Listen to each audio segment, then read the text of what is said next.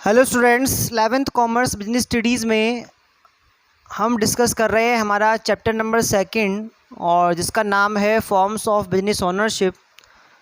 और last lecture के अंदर मैंने इसके जो कॉन्सेप्ट है और इसके जो फीचर्स हैं उनके बारे में कुछ डिस्कशन आपको किया था। आज के लेक्चर में हम पढ़ेंगे इसकी मेरिट्स और डीमेरिट्स के बारे में। कोऑपरेटिव सोसाइटी के बारे में मैंने आपको बताया था कि जिन किन्हीं लोगों को अपने खुद के इकोनॉमिक इंटरेस्ट को प्रमोट करना हो वो अपने जैसे कुछ लोगों के साथ मिलकर और एक क्या बनाते हैं, बिजनेस सोसाइटी बनाते हैं जिसमें उनको खुद को फ़ायदा होता है और साथ में जनरल पब्लिक को भी होता है। क्लियर। इसमें ढेर सारे फॉर्मेट्स होते हैं। कंज्यूमर्स को लेके अलग से बन सकती है सोसाइटी, प्रोड्यूसर्स को लेके, मार्केटर्स को लेके, एग्रीकल्चर से रिलेटेड बन सकती है, हाउसिंग बोर्ड से रिलेटेड बन सकती है। तो ये सारे के सारे जो आपके क्या होते हैं कोऑपरेटिव सोसाइटी होते हैं, इनसे बेनिफिट इनके मेंबर्स को ही मिलता है। तो इसके जो स्वामी होते हैं, जो इसके मेंबर्स होते हैं, वो खुद को फ़ायदा पहुंचाने के लिए, खुद को इकोनॉमिक सपोर्ट देने के लिए क्या करते हैं, इस तरह की सोसाइटीज़ क्रिएट करते हैं। क्लियर। अब इसके मेरिट्स के बारे में बात करेंगे तो नंबर फर्स्ट पे इसकी जो मेरिट आएगी वो आएगी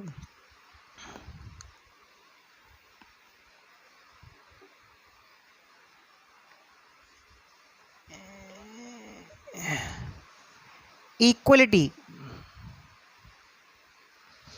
देखो सबसे पहला जो है वो है इक्वलिटी। देखो जैसा कि आपको पता है कि जो ओनर्स होते हैं उन्हीं को मैनेजमेंट की अथॉरिटी होती है, लेकिन हमने पढ़ा है कि इसमें मिनिमम होते हैं 10 मेंबर्स और मैक्सिमम होते हैं अनलिमिटेड, यानी कि कितने भी हो जाओ, कोई इसका मैक्सिमम क्या नहीं है, वो नहीं है, नंबर ऑफ़ मेंबर्स का कोई लिमिट नहीं है।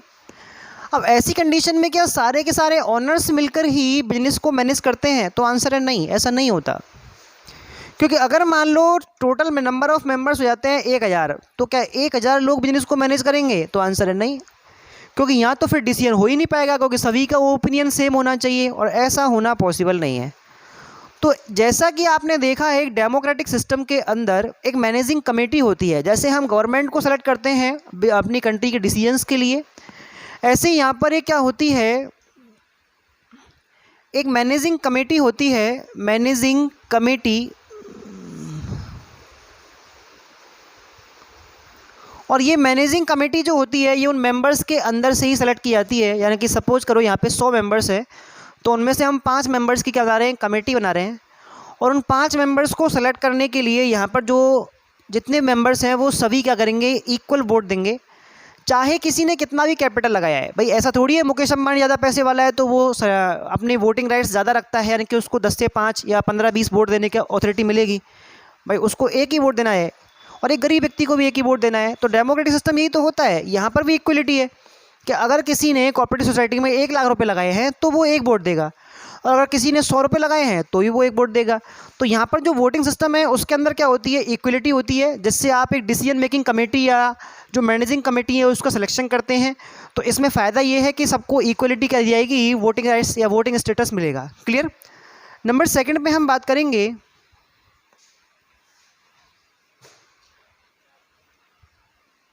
लिमिटेड लायबिलिटी के बारे में। लिमिटेड लायबिलिटी को बोला जाता है सीमित दायित्व।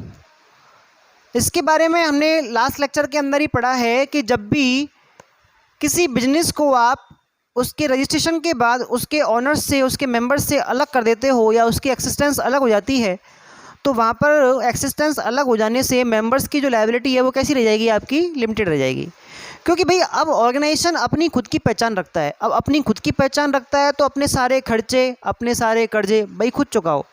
तो उनको क्या करना है, खुद अपने हिसाब से लोन लेने हैं, खुद अपने हिसाब से खर्चे करने हैं। तो यहाँ पर कोई भी प्रकार की लायबिलिटी किसके ऊपर नहीं आएगी, मेंबर्स के ऊपर नहीं आएगी।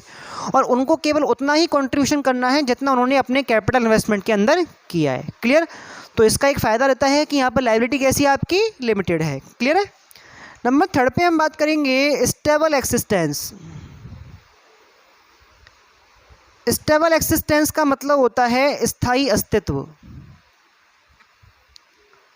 यस, हमने एक वर्ड पढ़ा है पिछले कुछ फॉर्म्स में, कंटिन्यूटी।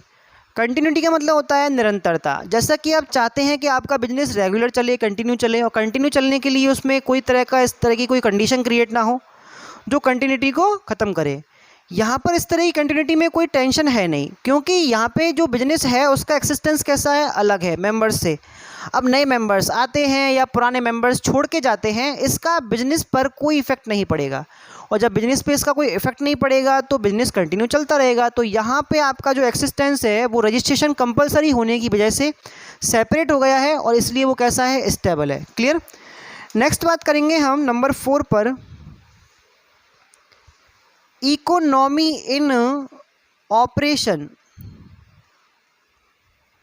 तो यहाँ पर हम बात कर रहे हैं मितव्ययी संचालन के बारे में। मितव्ययी का मतलब होता है सस्ता, और सस्ता संचालन तब होता है जब हम कुछ खर्चों को बचाएं। एक्चुअल में होता क्या है कि यहाँ नंबर ऑफ़ मेंबर्स कैसे हैं, ज़्यादा हैं। तो बिजनेस में होने वाले मोस्टली जो काम होते हैं, चाहे वो मैनेजमेंट से रिलेटेड हैं, चाहे वो परचेजिंग सेलिंग से रिलेटेड है, या और कोई काम है, वो सभी मोस्टली जो मेंबर्स होते हैं वो खुद ही करते हैं। अब मेंबर्स खुद ही करेंगे तो किसी तरह के सैलरीड एम्प्लॉय उनको रखने नहीं पड़ेंगे। अब सैलरीड एम्प्लॉय नहीं है तो खर्चा बच गया, और ये खर्चा बच गया तो आपका जो बिजनेस का मैनेजमेंट है, बिजनेस को जो ऑपरेट कर रहे हैं आप, वो कैसा हो गया, सस्ता हो गया, क्योंकि आपने किसी तरह का कोई सैलरी नहीं दिया, और ये काफ़ी इकोनॉमिकल हो गया। क्लियर। नेक्स्ट हम बात करते हैं नंबर 5 पर, सपोर्ट फ्रॉम गवर्नमेंट, यानी कि सरकारी सहायता मिल रही है आपको। सरकारी सहायता, सरकारी सहायता कैसे मिलती है भाई? एक तो आपने डेमोक्रेटिक सिस्टम यूज़ किया है, दूसरा आप इक्वलिटी दे रहे हो। मतलब ये बिजनेस ऐसा है जिसके अंदर किसी भी जेंडर, किसी भी कास्ट, किसी भी रिलीजन का कोई भी इंडिविजुअल अपने आप को ऑनर बना सकता है, बस ज़रूरत है आपको उसमें एक शेयर परचेज करने की। क्लियर। तो यहाँ पे इस तरह का कोई आपके भेदभाव नहीं है किसी तरह का। ठीक है। दूसरी ये बात है कि यहाँ पे आपको डेमोक्रेटिक सिस्टम है। तीसरा ये है कि ये प्रॉफिट अर्निंग कम कर रहे हैं भाई। इनका जो मेन मोटिव है वो है सर्विस मोटिव, इनको प्रॉफिट्स कम लेने हैं। ऐसी कंडीशन में गवर्नमेंट इनके बारे में कुछ सोचती है और इनको तरह तरह के टैक्सेस में छूट, कुछ सब्सिडी, या उनको कम इंटरेस्ट पे आपको लोन्स वगैरह इस तरह की फैसिलिटी देती है। तो यहाँ पे इनको फ़ायदा होता है, क्योंकि इनका जो मोटिव है वो सोशल सर्विस का मोटिव है। क्लियर। नेक्स्ट हम बात करेंगे अगर इसके फॉर्मेशन के बारे में, तो इसका भी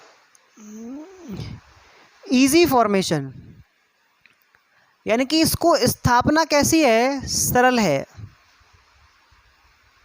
स्थापना सरल क्यों है? क्योंकि इसमें आपको, अच्छा, स्थापना सरल का कंपैरिजन हम करेंगे कंपनी फॉर्मेट से, क्योंकि कंपनी फॉर्मेट तो सबसे कॉम्प्लेक्स ऑर्गेनाइजेशन है और उसके अंदर आपको लीगल फॉर्मेलिटीज़ कुछ ज़्यादा ही पूरी करनी पड़ती हैं। यहाँ पे ऐसा नहीं है, यहाँ पर फॉर्मेशन इजी है। इजी फॉर्मेशन क्यों है? क्योंकि यहाँ पे आपको मिनिमम 10 मेंबर्स चाहिए, और एक सोसाइटी बना के हम उसका सोसाइटीज़ एक्ट जो आपका 1912 है उससे क्या करवा लेंगे, रजिस्ट्रेशन करवा लेंगे, और बिजनेस स्टार्ट हो जाएगा। तो यहाँ लीगल फॉर्मेलिटीज़ कम है, इसकी वजह से इसका फॉर्मेशन कैसा है, ईजी है। तो ये सिंपल आपके जो पॉइंट्स हैं वो आपके मेरिट्स के बनते हैं। आई होप आपको समझ में आए होंगे। नेक्स्ट हम बात करेंगे इसकी डीमेरिट्स के बारे में। अगर ऐसा होता कि इसमें सारे फ़ायदे ही फ़ायदे होते तो सभी लोग फिर कोऑपरेटिव सोसाइटीज़ ही खोलते, कोई कंपनी या सोल ट्रेड करता ही नहीं। लेकिन यहाँ पर कुछ प्रॉब्लम्स भी हैं कुछ, इसलिए यहाँ पे हम मानते हैं कि ये एक अपने आप में बेस्ट ऑर्गेनाइजेशन नहीं मान सकते इसको।